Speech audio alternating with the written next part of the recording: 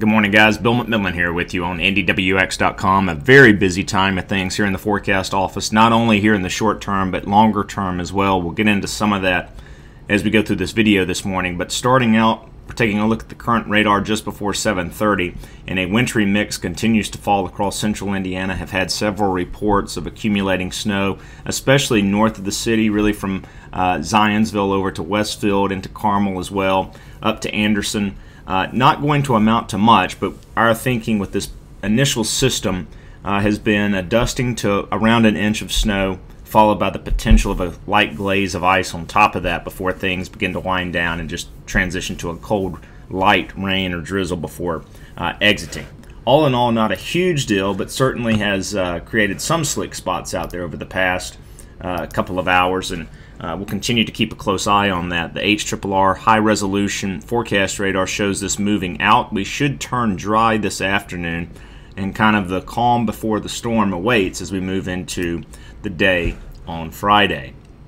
I'm going to show you the Canadian model here this morning, and the reason for this is because, quite honestly, I like the track of the storm system this particular model presents, and quite honestly, it's not drastically different from other data, but it does illustrate the main point that I want to drive home here.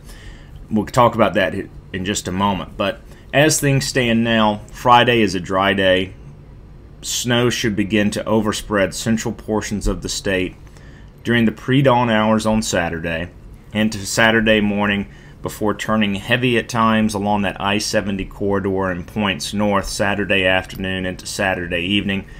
Notice these tightly packed isobars. Stiff east and northeast winds can be expected, eventually shifting to the north as the storm system blows by.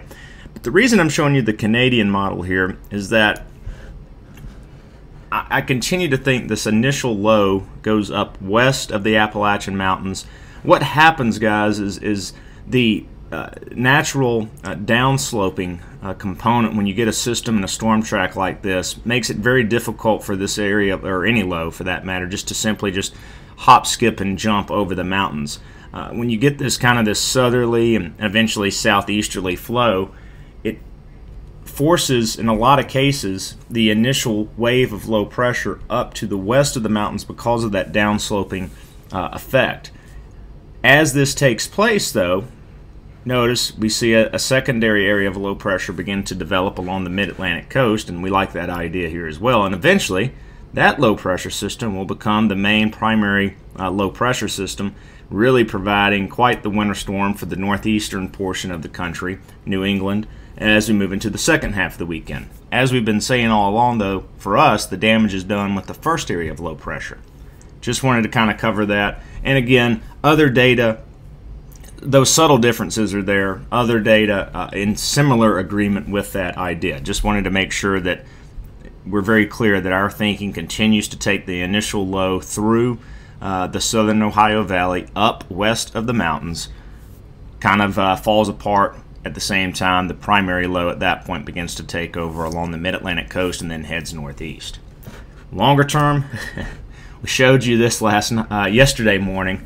This blocky look is just a classic look for severe cold across the central and eastern portion of the country as we get set to wrap up the month of January and head on into February. I think the upcoming 10 days will continue to feature a very active, stormy, wintry type, winter storm type threats every few days, and then the pattern really threatens to just turn overwhelmingly bitterly cold as we go into that late month and early portion of February. Before we wrap things up, guys, just wanted to show you our kind of an initial heavy snow zone map for Saturday. Again, this is where we think that the best idea we have right now where the heaviest snowfall totals will fall. Again, we'll sure this up as we go into tonight with some specific numbers out there to you. But as things stand now, continue to favor this I-70 corridor and just points north for the heaviest snowfall with this upcoming storm system. Again, the other thing to keep in mind with the heavy snow will be strong and gusty winds, and then temperatures that will absolutely just tank. I still think we start Monday morning below zero for a lot of us behind the storm system. Much more as we go through the day, guys. We'll have an updated long-range discussion as well posted later on tonight if time allows. Make it a great Thursday. We'll talk with you soon.